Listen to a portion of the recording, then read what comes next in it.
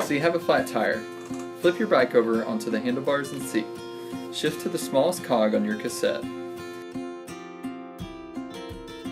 Flip your quick release and unscrew it a little bit. As you're pulling up on the wheel, move your rear derailleur out of the way. Now unscrew the valve cap and nut. Pop the bead of the tire off the rim of the wheel. Insert the tire lever and slide it along the tire. Then remove the tube by the valve stem first.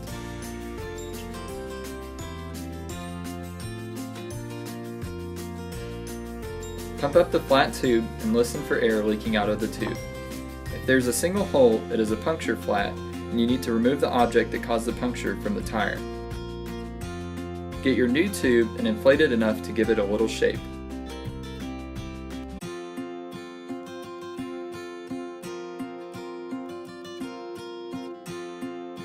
Put the new tube into the tire by inserting the valve stem first.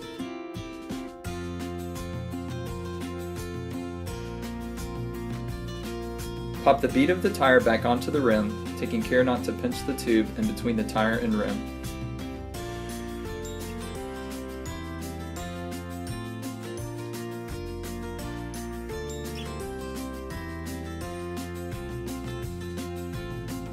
All you have to do now is air up the tire to the appropriate PSI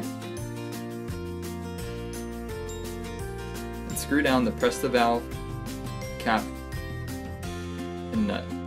Put your wheel back onto the bike and screw the quick release back in and flip the handle. And now your new tube is good to go.